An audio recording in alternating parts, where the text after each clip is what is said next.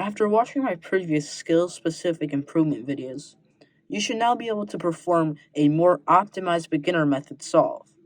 Here are a few more general tips that go through the entire solve. I've gone over some of these finger tricks in my prior videos, but here's a quick refresher if you need. First of all, holding the cube. To hold the cube, place both your thumbs in the front like this, have your index, middle, and ring fingers on the back like this, and have your pinkies on the bottom like this.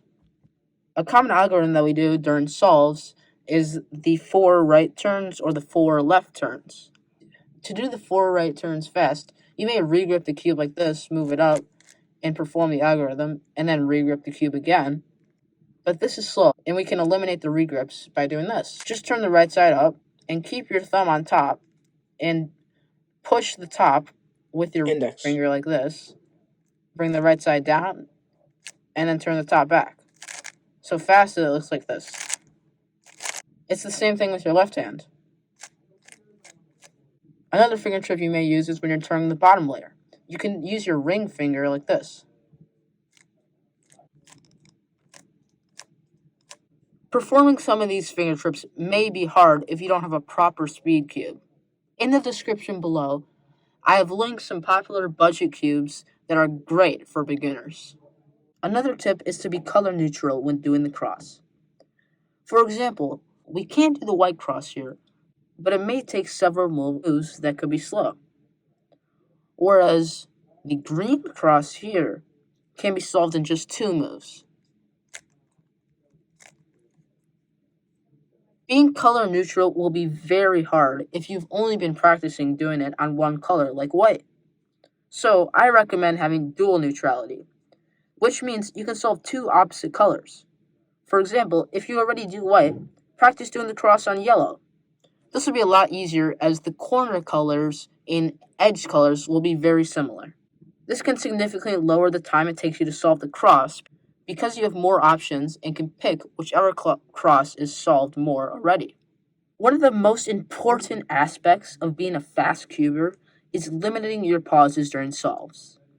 If you can move from corner to corner and second layer to last layer, etc. without pausing, your times will plummet. One way you can implement this is by performing look ahead, most commonly used for corners and the second layer edges.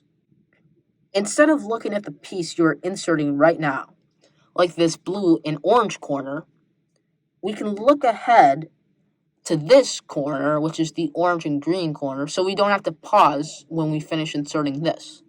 So I'm inserting this, and then I see it's over here. And before I insert this, I can actually look ahead and see that I have another white corner over here. So I know I'm going to do that after this. It's right here. Look ahead. And my green and red corner is just right here, and I can insert it like that. This will help you a lot in limiting the amount of time you are paused, so you're always turning the cube during your solves.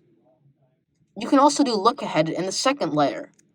So while I'm inserting this red and green edge, I can look ahead and see while I'm solving that edge, I see this blue and orange edge that I can do next. And while I'm solving that edge, I see that this edge is going to come out, so I can solve it next. And now all the edges are solved. It is very important that your inserting moves are just muscle memory now, and you don't even need to think about inserting a corner or edge before trying to do look ahead.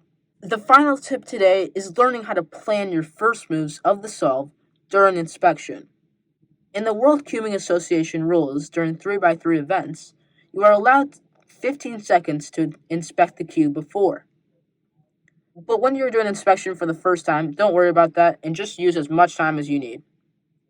The main goal for beginners is to locate each of the cross pieces and maybe plan out how you solve 1 or 2 of them. After you can do that consistently, try planning out your entire cross during inspection. This will be hard at the start, but as you practice more, planning out your moves during inspection will get a lot easier. So first I'm going to decide which center I want to do my cross around. For this example, I'll just do white. In this case, I see I have the blue and white edge here, the orange and white edge here, the green and white edge here, and the red and white edge here.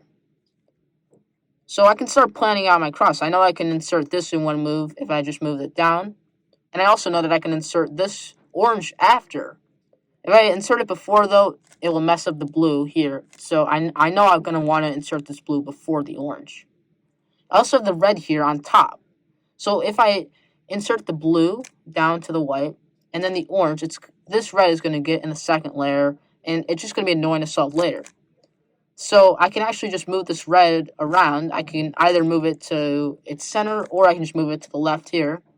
And I can put the blue down, orange down, line up the green like this, move the red over, move the green down, and then move the red down. Even just knowing where each of your cross pieces are is going to help you tremendously in solving the cross. Thanks for watching. I hope these tips help you out, and I am rooting for all of you to be cubing.